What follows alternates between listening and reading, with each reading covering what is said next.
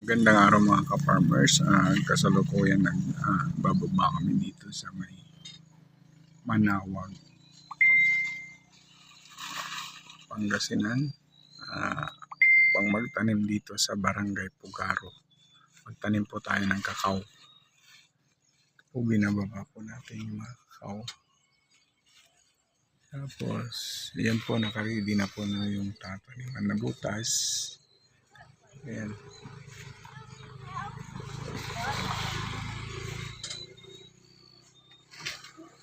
Ayan po yung naunang tinanim na nakarang linggo.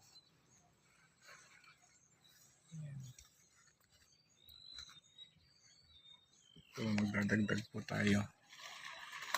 Kasi bali, magtatanim po tayo dito ng 1,200 na Trinitario seedlings. Pag may tanim natin tong 1,200, doon sa baba, doon tayo magtatanim ng Criollo, yung grafted Criollo naman. Kaya mga ka-farmers, ito po yung mga ginagawa natin dito.